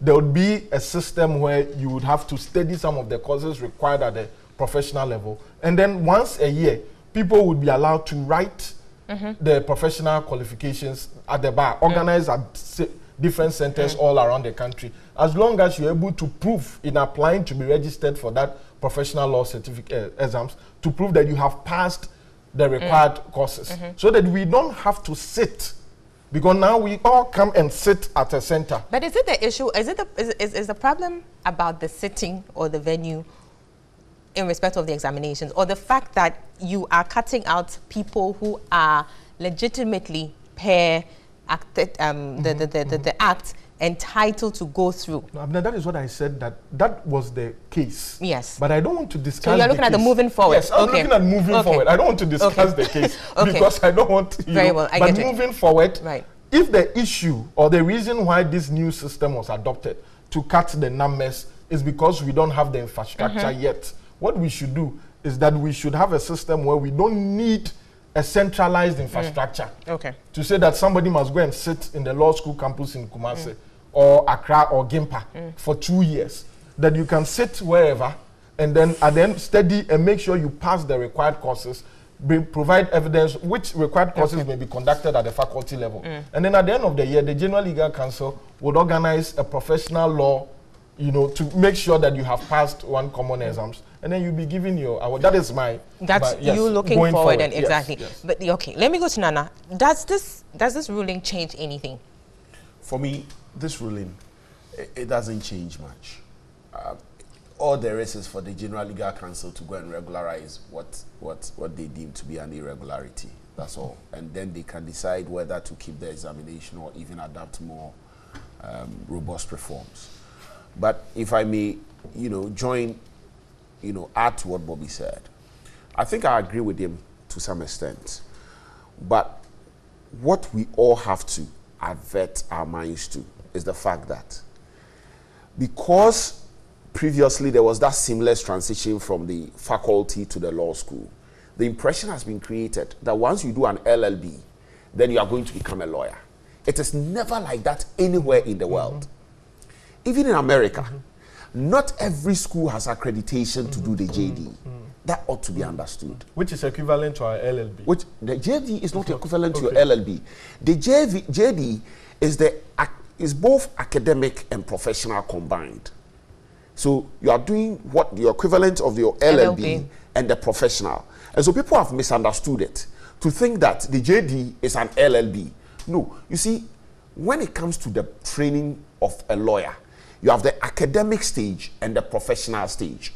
In Ghana, the professional stage is the LLB, and the Makola. That's the academic stage. The academic stage is the LLB, and Makola is the professional stage. When you go to England and Wales, you have the LLB or the graduate diploma in law being the academic stage, and then you go on to do your professional bar program. Previously, it was a bar vocation, and now it's a bar professional training course. When you go to America, they have a fusion of the two. They have the academic and the professional fused together. And at all those stages, or in all those countries, it is not a carte blanche. It is not automatic that once you become, once you get a degree, you get to do your JD in America. And even when you do your JD, it is not automatic that you can get to do the bar exam. Exactly. I'm coming. Yes. So we may have to reform, but we still have to appreciate the fact that you are doing the LLB, you will not guarantee you automatic admission to train to become a lawyer. I'll give you an example. When you go to England and Wales, almost every university has a faculty of law. Almost every university. And so if you have in excess of 100 universities in the UK, you can imagine how many lawyers, how many LLB graduates are being churned out. But you have only 8 schools that provide the bar vocation course. And in a given year, they have less than 200 spaces available in each of the schools.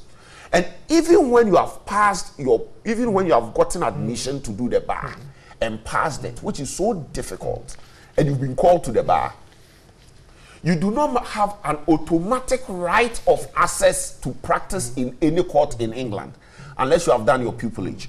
And for pupillage spaces, I recall in our time, there were only 451 pupillage spaces. And that was a year when 2,000 people had been called to the bar. And you only had 451 pupillage spaces. So you can imagine that particular year how many people could not practice as lawyers in England and Wales. And so everywhere. As barristers. As barristers, yes. And even for the solicitors, you pass your LLB, not every school has the right has the right to provide. You see, people make the mistake in thinking that in England, when you do your LLB and you don't do your bar, you become a solicitor. It's not correct. Yeah. You have to go and do what they call the law professional course. And that is for a year. And when you have passed that, you go and do your training contract. And so that one is just like the pupillage. So clearly, what you're saying is there needs to be that system where yes. But then the question is that we are faced with a reality where, for whatever reason, the base keeps expanding. What do we do to cater for those who are not able to go through that narrow? No, what I'm saying is that reform is necessary in the light of the expansion of the base. Yes. But the choice to make is an American system where you allow chosen faculties. I say chosen faculties because look, I've taught in some of the private universities in this country, and I'm saying that they are profit driven, and most of them would make money now from the LLB program, and so a lot of the brouhaha, they are behind it. I can assure you, because you see, if it continues that their graduates are not getting access to the professional course, people will lose interest in going to study. And I'm also saying that in some of these private universities, there are subtle instructions to pass as many students at the LLB level. These are serious allegations you're making. I'm saying they are subtle. Yes. I'm saying in some, I've not mentioned a specific institution. In some. I'm saying there are some. There are subtle instructions. And so, and it means a lot to them. And so if you don't take care and you say that everyone should do the professional course, you are in for trouble. And so there ought to be reforms the reforms, we need to make a decision. When you go to Kenya, for instance, no, you need to wrap up for me. Yes. I need to take Prof's view. Okay. 30 so seconds, in wrapping yes. up, we need to make a decision based on our situation, knowing who we are, the compromises that we are able to enter into. You know, that results in compromising the integrity of the profession. But we should not we should not open up because this is everyone is doing LLB. The fact that you do LLB doesn't mean you should become a lawyer. Fine, that's good, Prof. You've heard the three lawyers. Yes, the three lawyers, and it is quite straightforward for me. There are I'm sure the Ghana Law School is a kind of a tertiary institution. It's a kind of a professional at a high level, beyond very good, beyond bachelors. Is that correct? They are driven by profit motive. Most great institutions use a funnel approach. The funnel means, you know, the one for kerosene. Yes. You pour a lot of kerosene, only some will pour at a given time. In order to what? To control the output at the other end. It's done. In engineering, getting a bachelor's degree in engineering, that is not the end of the profession. You must go through processes, examinations to become a chartered engineer. Right. In the UK system, since our lawyers are quoting the UK system, let me quote the UK system in engineering. Right. To become a chartered engineer in the UK is not chicken business. Okay? You can get a bachelor degree and go and do what you want to do. But to become a chartered engineer, have CH attach your name, it's so tough. The examination is so tough that the UK people pride themselves. How many people qualify out throughout the whole world for their papers? It's quite a lot of exams. So that's the funnel approach. Right. Every profession has that. Okay, the fact that you're producing a lot of LLBs down there doesn't mean that all of them become what? Professional lawyer. It's not done. Because not everybody in any profession will read the top. Okay, now, for me, it's not clear to me whether the Ghana Law School is a question of infrastructure, which means that we have small space. This small space, it may be intentional. Yes. It is. The example you gave in the UK is intentional. Not everybody, it's a funnel. You get your LLB, whatever you want to get, but you're not going to get through this thing unless you are damn good. By the way, before you get here, it's not only your LLB will take you here. You must do some interview, you must do some examinations. The funnel approach is that the elimination process. Right. Take, for example, if you get into university in this country, quite a lot of people qualify to go to university. They qualify to get to university. Less than 50% of the people qualify, get admission to the public university. It's part of the elimination. They are qualified, but they cannot get a place. So for me, it's the same thing here. Now, so for me, it's not about, yes, the law schools are, the universities offering law are expanding. Now, I'm not sure. We are talking about graduate unemployment. Don't we have lawyers who are also unemployed all over the place? Yes, so for this university, they will continue to produce. But to come to the professional level, you must go through a process. So I don't think the Supreme Court ruling really changed very much for me. The dynamics is still there. The profession must be regulated. There is a regulating, we regulate the process. Right. It may not be right.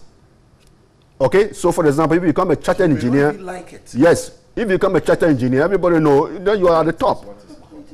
Okay, so I'm very sure the law school will find a way around this because even if they choose to, do you think it's difficult for them to establish a lot of school to do this training? It's not difficult. All they need is more teachers, more experienced people, more classroom spaces, and get everybody want to do this professional, they're passing through. They can do that. Why are they not doing it? Because they want to regulate entry into the profession. You've asked a very important question, yes. Whether or not the decision, if indeed it's a decision by the Ghana School of Law to maintain the numbers or the intakes as we currently have it. Because this is a situation that has pertained since whenever, when it was just from UG, Faculty of Law, to the Ghana School of Law. Question is, have the numbers in terms of intake increased to suggest that there's been an effort to, try and meet up? Okay. It must increase. We've reached that level. Yes. Are we prepared to expand or increase? Let me give you an instance. Sure. Let me give you an instance. Yes, Bobby. In terms of the difficulties with infrastructure, it used to be only one campus here in Makola. Yes. And then there was another campus in KNUST, which is within the Faculty of Law campus in KNUST. So they have to share classes. Sometimes even went only on weekends because that is when the faculty was readily available to release. Now, there was a need for an additional faculty campus in Accra, apart from Makola. It started with the ICAG in Otongolo. Yes. And they had real difficulties with having access to the place. And then, but Legon did not give them, there was no space in Legon. So now they have to be in Gimpa. Now you ask yourself, is there another campus or facility that they cannot build any property again in Makola? That is off. So unless the whole Ghana School of Law is relocated from Makola to about a 10-acre land and then developed into only, Makola School of Law, or sorry, Ghana School of Law campuses would not then come back. All the other campuses will be collapsed. We ask ourselves whether we see that being done in the nearest future. That is why I think going forward, we should have one system like it's done in America. You would have your JD or as it is, but that does not qualify you to stand in the court to practice law. At the end of the year, you would have to go and write the bar exams, either in New York or whichever state you want to practice in. And then if you pass, you can decide to be in the market. Now, right. So today with all these technologies, the infrastructure for me is not a big deal. So that if they wanted to do it, they would. That's Prof's argument. If they wanted to do it, they would do it. Of course. And then there's the other side, which is whether they have deliberately decided to keep it. I know I think the funnel approach is what is happening. Yes. Whether, of course, even the funnel, the narrow end of it, after some time, because the top is so heavy, sometimes it gives way. It gives way. So, but I think they will do something about it. Right. But it's not about campuses. They can easily build. I think the only thing that is a law profession to regularize what is already happening. Yes, Mr. Madiba, yes. I think that much as we argue for the expansion, we shouldn't compromise quality. I think all these restrictions are there to ensure that we churn out high quality lawyers. And you see in this country, and most common law countries, it's the same lawyer who goes to the bench. Exactly. So you find that lawyers who appear before judges, the judges begin to question their level of how many years at the bar you all those kind of questions. Then even from the bar, some members also question the capacity of some people who sit as judges. Already is going on, and we don't want to further deepen these things that are happening where there's the issue of the quality of people we produce. So I think that I think in life, look, even if you have competing to, there's always a competition to even marry a woman, isn't it? Isn't it? So life is about competition. And so let's allow this to continue. Let's ensure that we should be talking about quality and not just expanding for the sake of it. Right. But one sentence. We should not lose oversight of the fact that being a lawyer is not only about academics. So you can have your LLB, you can even pass the professional law exams. But there's this provision for you being of high moral character and integrity. So you can churn out 1,000 LLB graduates. But if one or two of them do not meet this, I'm sure that the General Legal Council would decide not to award you. Great. Now, given the background of, a situation where we know that previously there was that seamless flow, and I think we need to take a break. We'll take a break. We'll be right back.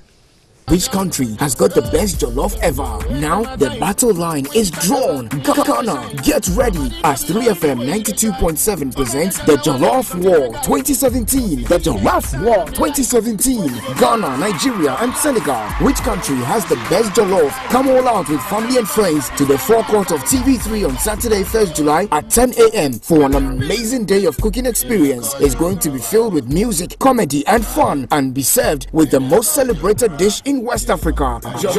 From Ghana, Nigeria and Senegal. Remember, it's on Republic Day, Saturday, 1st July at 10 a.m. on the forecourt of TV3. Don't be left out. It's going to be a jolly jollof day. The 3FM Jollof War 2017 is supported by Onia 95.1 FM Accra, Connect 97.1 FM Takrabi, 3news.com and TV3. First in news, best in entertainment. The 3FM Jollof War 2017. Who becomes the king of Jollof?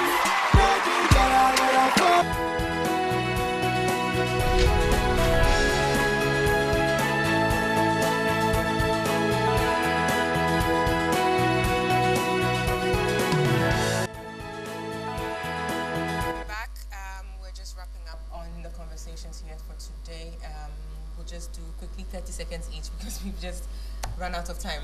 Prof, your take-home message for us.